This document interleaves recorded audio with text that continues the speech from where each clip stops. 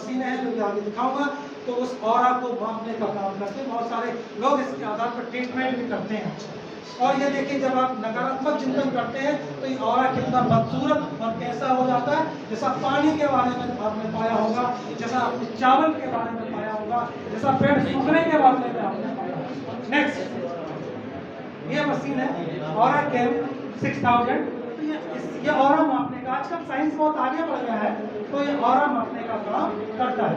ठीक है, ये नेक्स्ट। आप ये देखिए, एक आपने प्लेसिबो इफेक्ट के बारे में सुना होगा।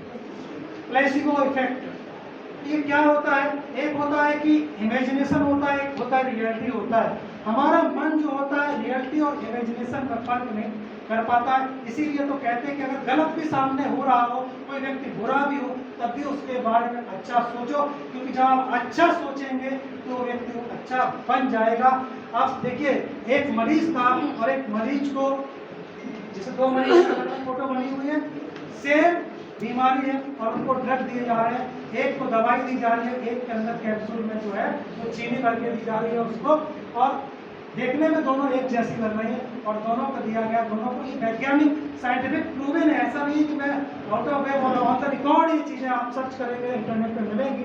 तो दोनों में जब परिवर्तन देखते हैं, दोनों में जब सुधार देखते हैं, कितना फायदा हुआ इसकी बीमारी में, तो दोनों में लगभग जो है बराबर अंतर होता है। तो आप ये देखिए कितना अंतर, कमाल का अंतर होता है। हमारी सोच का हमारे ऊपर कितना बड़ा प्रभाव पड़ता है। नेक्स्ट,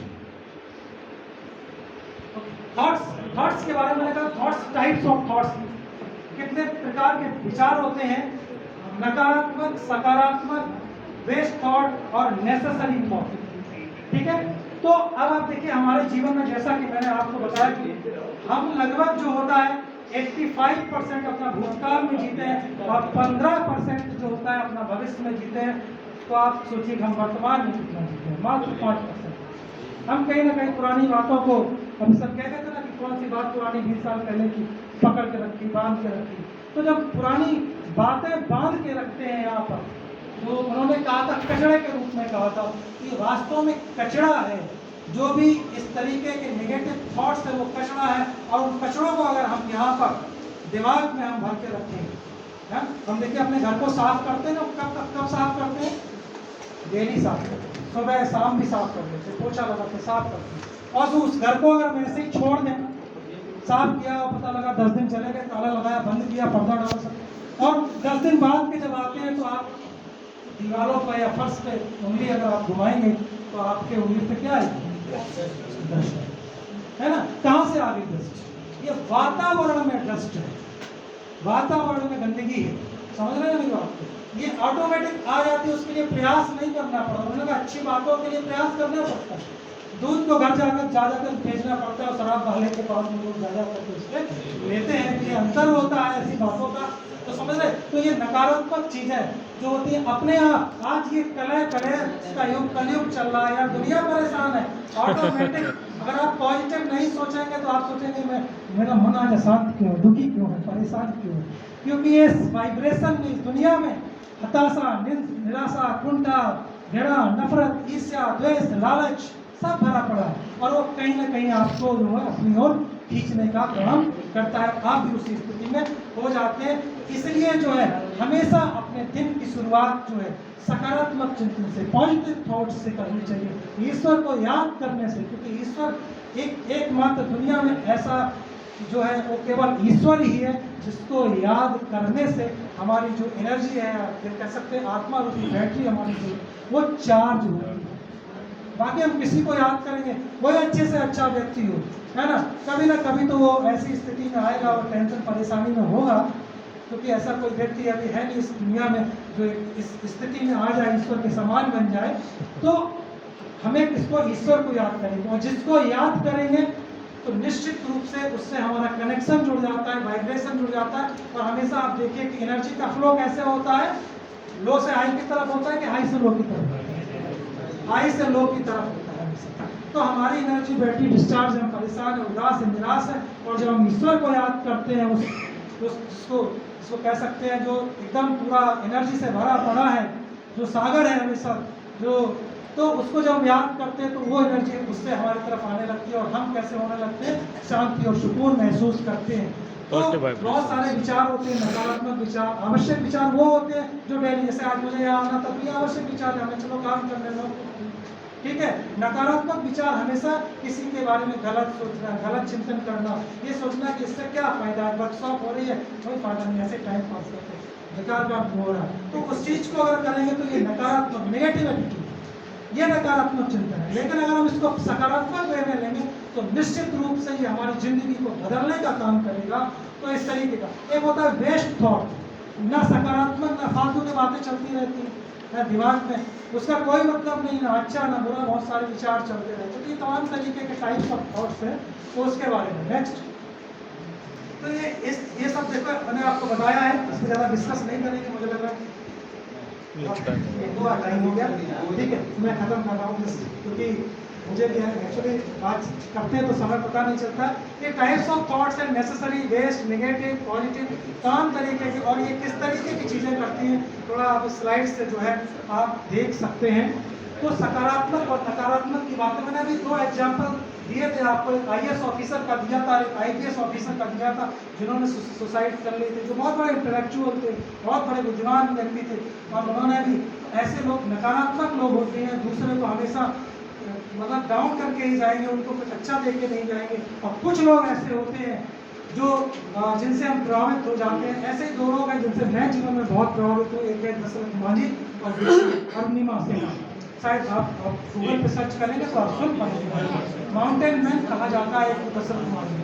22 साल में एक पहाड़ को काट के रास्ता बना दिया, कितनी बड़ी बात है, मात्र छेनी और हथौड़ों से, जिसकी आप कल्पना तक नहीं कर सकते, वो काम उस व्यक्ति ने किया। तो कल्पना से परे आपसे काम जो है आपकी शक्ति करा सकती है, आप सोच नहीं सकते वो काम आपसे हो सकता है। ऐसे अरुणिमा सिन्हा बास्केटबॉल प्लेयर, लखनऊ से दिल्ली जा रही थी तो बरेली के पास में लोग उसे लूटपाट करते हैं, उसको रास्ते में फेंक देते हैं, दूसरी तरफ से ट्रेन आती है और उसका पैर कट जाता है, मल्टीपल फ्रैक्चर्स होते हैं और उसका जीवन बर्बाद हो जाता है। आप सोच सकते हैं एक प्लेयर अगर उसका पैर कट जाए तो क्या हो।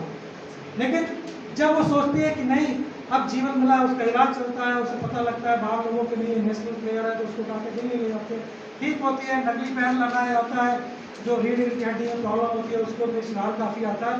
बट एक जो शारीरिक रूप से अच्छा व्यक्ति है उससे उसकी तुलना हम कैसे कर सकते हैं। और वो महिला ये तय करती है कि मैं जो है अगर ईश्वर ने मुझे बचाया है तो मैं एवरेस्ट को फतेह करके आऊँगी। आप उसे पागल कह सकते हैं, सोच सकते हैं।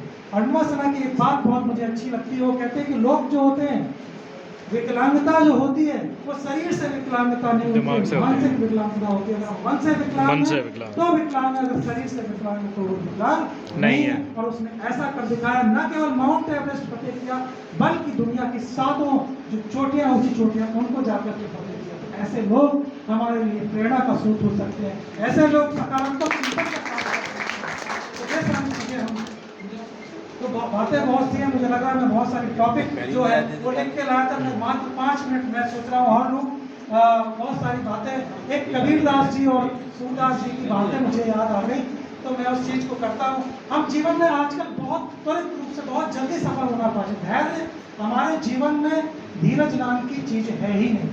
आज के बच्चे अगर मेहनत करते, तैयारी करते तो शॉर्टकट बोला कितनी जल्दी पास हो सकते हैं, है ना, इतने कम समय में तैयारी करके। लेकिन हर एक चीज़ का अपना एक वक्त समय लगेगा, लेकिन आप उस चीज़ को तभी पा सकते हैं। तो कबीरदास जी कहते हैं कि धीरे धीरे रे मना, धीरे धीरे रे मना, धीरे सब कुछ हो, और माली सींचे 100 घड़ा तो आए फल हो।